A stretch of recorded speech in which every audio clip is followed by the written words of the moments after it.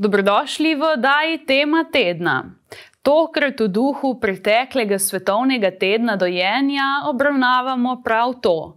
Dojenje je najbolj naraven način prehranjevanja otroka. Materino mleko vsebuje vse potrebno za otrokov razvoj, poleg tega pa samo dojenje pozitivno vpliva tudi na doječo mater. Poglejmo pogovore s strokovnjakinjami. Prednosti dojenja je veliko in samo dojenje pomembno vpliva na otroka in tudi na mati. Otrokova prehrana v prvih mesecih življenja ima namreč bistveno vlogo pri otrokovem razvoju, pomembno pa vpliva tudi na nagnjenost k raznim boleznim pozneje v življenju. Materino mleko zagotavlja vse potrebne hranilne snovi, ki so popolnoma prilagojene otrokovim potrebam. Tako se v materinem mleku nahajajo protitelesa, probiotiki in prebiotiki, rastni dejavniki, hormoni, ogljikovi hidrati, minerali, vitamini in maščobne kisline. Tudi raziskave potrjujejo povezavo med dojenjem in dolgotrajno zaščito pred kroničnimi boleznimi, boljšim razvojem kognitivnih funkcij, manjšim pojavom alergij, celiakije ter manjšim tveganjem za debelost. Poleg tega je tudi manj tveganja za pojav sladkorne bolezni tipa 1 in 2, zvišenega krvnega tlaka, srčno-žilnih bolezni, povišanih ravni lipidov v krvi in celo nekaterih vrst raka. Še zlasti je pomemben učinek dojenja in materinega mleka na otrokov imunski sistem. In ravno ti pozitivni vplivi na imunski sistem so lahko razlog, da so nekatere vrste rakavih obolenj v otroštvu manjkrat prisotne pri otrocih, ki so bili dojeni. Otroci, ki nikoli niso bili dojeni ali so jih dojili le kratek čas, imajo večje tveganje za razvoj nekaterih limfomov in daljše dojenje je povezano z nižjim tveganjem za otroško akutno limfatično levkemijo. Da bi dobili še bolj podroben pogled v to, kaj vse materino mleko omogoča, si poglejmo kratek posnetek Slovenske fundacije za UNICEF. Nature has been researching your milk for hundreds of millions of years. The composition of your milk is alive and changes throughout the day, the night, the months and the years to meet your child's needs. Your milk contains stem cells. These are cells that create and repair the body and are being researched worldwide to cure conditions like Alzheimer's and diabetes. Your milk contains components that kill cancerous cells. Your body identifies bacteria and viruses found in your baby's body and environment. You then produce antibodies specifically tailored to those infections and deliver them to your child through your milk. Your milk appears to switch on a gene in your baby's body, which produces a hormone called leptin. This hormone tells your baby when his tummy is full, protecting him against overeating.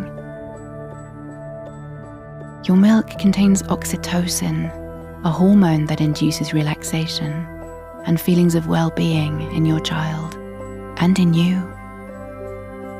It's all in you. Human milk, tailor-made for tiny humans. Tudi za doječo mater je prednosti veliko, saj predstavlja najhitrejše okrevanje po porodu. Dojenje je najbolj optimalna prehrana, gre za tudi najbolj naraven način prehranjevanja dojenčka. Je pa idealna hrana materino mleko ravno zato, ker nudi res idealno razmerje vseh hranil, ki jih potrebuje za normalno rast in razvoj. Poleg tega pa materino mleko vsebuje več kot 4000 bioaktivnih komponent, to so različni hormoni, protitelesa, probiotiki in tako naprej. In predvsem protitelesa recimo zelo pomagajo oziroma prispevajo k temu, da se razvije imunski sistem otroka v prvih mesecih njegovega življenja.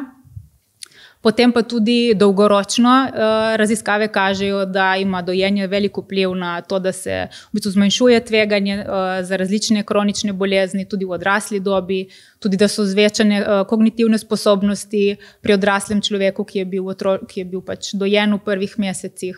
Tako da veliko je teh prednosti.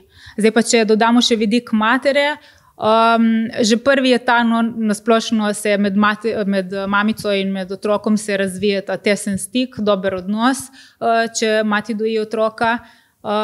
Poleg tega pa mati veliko hitreje okreva po samem porodu, torej zmanjšajo se poporodne krvavitve, maternica se hitreje pride na tisto normalno velikost po porodu. Pa ne le to, če se naslanjamo na najnovejše raziskave, naj bi dojenje zniževalo tveganje za nastanek raka dojk in jajčnikov. Pregledi in metaanalize kažejo na trdno povezavo med dojenjem in manjšo verjetnostjo raka na dojki. Sicer je manjša verjetnost pojava raka dojke odvisna od trajanja dojenja. Vsakih 12 mesecev dojenja zmanjša verjetnost raka na dojki za 4,3%. Zmanjša pa se tudi verjetnost pojava raka na jajčnikih, kajti raziskave kažejo na dosledno povezavo med dojenjem in nižjo verjetnostjo raka na jajčnikih in daljše kot je dojenje, manjša je verjetnost zbolevanja. Ženske, ki so dojile 6 mesecev ali manj, imajo kar za 17% nižjo verjetnost za raka na jajčnikih in tiste, ki so dojile 6 do 12 mesecev, pa že 28% manjšo verjetnost, da zbolijo za to boleznijo. Prednost dojenja pa ni le v mleku, ampak tudi v stiku med materjo in otrokom. Kožni stik med obema namreč dokazano sprošča in pomirja tako mater kot otroka. Tudi dr. Zalka Drglin iz Centra za proučevanje in razvoj zdravja pravi, da v organizaciji poudarjajo pomen dojenja in stika, ki se ustvari med dojenjem. S tem namenom smo prejšnji teden tudi obeležili Svetovni teden dojenja. Da bi opozorili na to, kako dragoceno je dojenje, to, da mama svojemu otroku omogoči, da pri njej uživa mleko, pa ne samo mleko, tudi bližino in njeno ljubečo pozornost. Mislim, da ni nikoli odveč, da začnemo razmišljati o tem, kaj dojenje pomeni za otroka in kaj dojenje pomeni za ženske, hkrati pa tudi za okolje in družbo nasploh. Sicer je po priporočilih zdravstvenih organizacij in strokovnjakov pomembno, da mati svojega otroka podoji že takoj po porodu. Takrat je otrokov sesalni refleks namreč najmočnejši. Ob tem pa je odveč skrb v primeru, da se otrok ne prisesa takoj na prsi.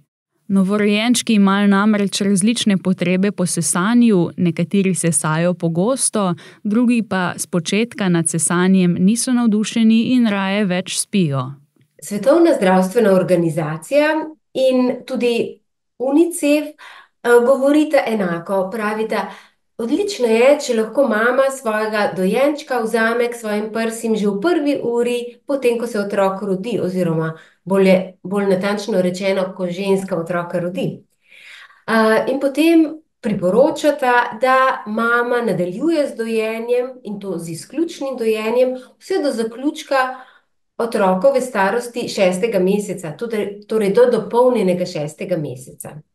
Izključno dojenje pomeni, da otrok ne dobiva nobenih čajev, nobene vode, razen če zdravnik svetuje, da otrok dobiva neka zdravila, to seveda ja. Drugače pa otrok dobi od mame v tem obdobju vse, kar potrebuje. Še več, vemo, da je mleko matere živa tekočina in da se prilagaja otrokovim potrebam. Ko otrok raste, seveda potrebuje drugačne količine mleka, kot takrat, ko je novorojenček, in tudi sestava materinega mleka se prilagaja konkretnemu posameznemu otroku. Celo to danes vemo, če se otrok rodi prezgodaj, bo v materinem mleku za njenega še nedonošenega, torej novorojenčka, sestava prilagojena temu in bo več beljakovin, več nekaterih imunskih snovi, kar je čisto neverjetno. Če se na to prej kaj dosti ne spoznamo. Potem, ko pa ko se 6. mesec zaključi, pa svetujemo, da otroku počasi starša predstavita pestro mešano prehrano, kot jo pač družina uživa z nekaj prilagoditvami v začetku. In tako otrok se še vedno doji, hkrati pa se spoznava z okusi, z različnimi teksturami hrane, z vonji in počasi preide na to, kar uživa družina. Mama naj pa otroka kar še doji. In včasih me vprašajo, katera je pa res tista meja, ko se naj otrok neha dojiti. Te meje znanost ne more postaviti. Mi rečemo, če je vam kot materi v redu, če je otroku v redu, če je še zainteresiran za dojenje, ima dojenje še vedno pomembno vlogo, tudi če je otrok star 1 leto ali še dalj. Tako da o tem odločata ona dva. Sicer mlečne formule predstavljajo alternativo dojenju, ampak te ne morejo popolnoma nadomestiti materinega mleka. Mlečni dodatki otroka hitro zasitijo in mu zmanjšajo željo po sesanju, redna uporaba dodatkov privede do predčasnega prenehanja dojenja. Do tega pa pride, ker je tvorba mleka odvisna od povpraševanja. Pogosteje, kot se otrok rodi, več mleka se tvori in obratno. Ne, niso iste, v bistvu se veliko dela na tem, tudi stalno razvijajo, vedno boljše so, celo niso več samo mlečne formule, včasih smo govorili samo o mlečnih formulah, zdaj pa res rečemo bolj nadomestne, zato ker obstajajo tudi alternative za tiste otročke, ki so alergični na mlečne beljakovine. In res vsi, sploh ti večji, bi rekli paradni konji, ti proizvajalci teh mlečnih formul in drugih nadomestnih formul, res stremijo k temu, da delajo kakovostne izdelke, da bi čim bolj približali sestavo materinemu mleku, ampak žal recimo je predvsem težava pri bioaktivnih komponentah, torej nekih hormonov in določenih stvari, ki jih samo preko materinega mleka lahko dobi otrok, žal v formuli zaenkrat še ni mogoče dobiti. Ampak dejstvo je, da ne morejo vse materi dojiti. Razlogi so lahko različni, od zdravstvenih pa do povsem osebnih odločitev. Dejstvo je, da je dojenje odločitev matere in če se mati odloči, da ne bo dojila, ni s tem še nič narobe. Zelo moramo poudariti, da je odločitev za dojenje ali za to, da ženska ne bo dojila, popolnoma njena.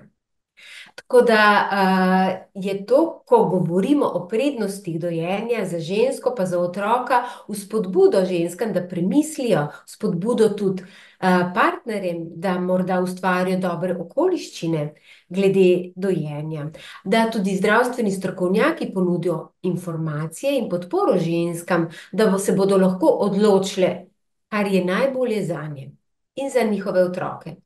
Zato spodbujamo dojenje, hkrati pa dojenje nikakor ne more biti prisila. Nikakor ne. To je volja in odločitev ženske. In v Sloveniji moramo reči, da večina žensk si želi dojiti in kadar se srečujejo s težavami pri dojenju, bi bilo dobro, da imajo več podpore in več res dobrih informacij, kaj lahko takrat naredijo, ker tukaj pa res ne moramo čakati, da bomo prišli na vrsto glede nekega nasveta. Takrat, ko se težave pojavijo, takrat potrebujemo rešitev. Nekatere ženske ne morejo dojiti. Nekatere ženske bi si želele dojiti, pa zaradi svojega zdravstvenega stanja ali morebitnih zdravil, ki jih jemljejo, ali zaradi zdravstvenega stanja otroka, tudi jim odsvetujejo dojenje. In takrat so nadomestki materinega mleka, rečemo danes formule ali pa še kakšen drug izraz se uporablja, smiselne in v takih primerih pa zdravstveni strokovnjaki svetujejo, kaj je takrat najboljša izbira za tega dojenčka ali pa novorojenčka. Katere formule so najprimernejše za njegov trenutek, v katerem je. Tudi Špela Bužinel pravi, da so razlogi za odločitev o tem, da mati ne bo dojila, različni. Pri tem je potrebno vedeti, da v primeru nezmožnosti dojenja ali pa samo osebne odločitve o tem, da mati ne bo dojila, otrok ni kar obsojen na slabšo kvaliteto življenja. Že res, da dojenje zmanjšuje možnosti za nastanek določenih bolezni. Hkrati pa to ne pomeni, da bo otrok, ki materinega mleka ni dobil, imel povečane možnosti za nastanek raznih bolezni. Zelo verjetno se bo otrok tudi na nadomestnih preparatih razvijal povsem normalno, potencialne primanjkljaje iz začetnega obdobja pa bo nadomestil tekom življenja z ustrezno prehrano. Vseeno pa velja nasvet, če je ženska zmožna dojenja, naj raje ne posega po preparatih. Podpora posebej strokovna. V Sloveniji ima ženska v času nosečnosti med porodom pa po porodu kar veliko stika z zdravstvenimi strokovnjaki. kar še nekaj bo treba vložiti v to, da bodo vsi ti zdravstveni strokovnjaki imeli sodobno znanje o dojenju, pa tudi o laktaciji, torej nastajanju mleka pri ženski, in da bodo imeli dobre veščine, kako žensko, ki se znajde v določenih vprašanjih, izzivih, dobro podpreti.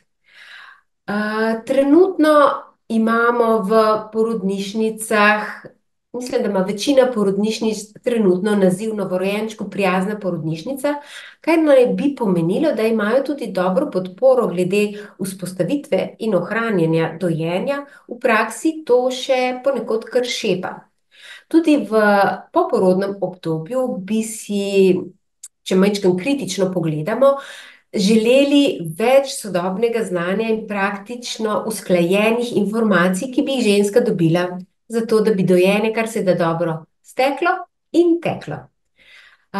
Imamo v Sloveniji, torej, recimo, če pogledamo spletno stran NIJZ-ja, imenuje se Zdaj, ki je namenjena prav preventivnemu programu za otroke in mladostnike, kjer se vključujejo tudi te najzgodnejše teme.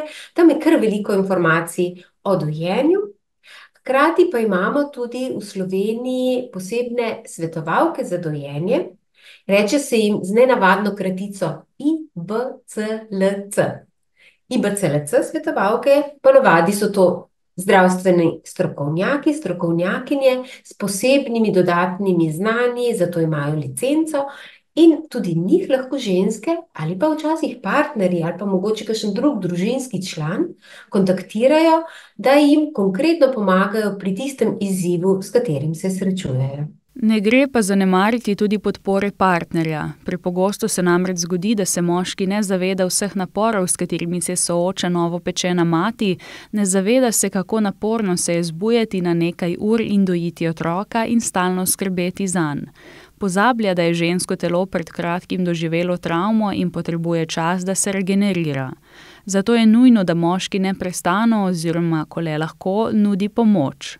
Seveda matere oče ne more nadomestiti, lahko pa ji stoji ob strani in ji da vedeti, da ni sama. Res pri spodbujanju dojenja pogosto imamo v mislih predvsem korist otroka in se lahko tudi na mamico malček pozabi. Jaz bi tukaj zelo poudarila, da je pomembno, da se mamico posluša, da se poskuša razumeti včasih tudi njeno stisko. To je predvsem, kadar dojenje morda ne steče v taki obliki, kot bi si ona želela. Namreč včasih so tudi ti dobronamerni nasveti z vseh strani, torej od zdravstvenega osebja, od strani družine. Lahko tudi pride do tega, da ima včasih mamica mogoče občutek, da ne naredi dovolj, da ni dovolj dobra mama, kljub temu, da se zelo trudi. Torej, prav je, da res, da se jo spodbuja, da pač ne vztraja pri dojenju, ampak včasih, če pa vseeno ne gre, ni treba potem to v nedogled vztrajati, vseeno mora mamica tudi za svoje dobro počutje poskrbeti. Hvala za pozornost in lep pozdrav do prihodnjič.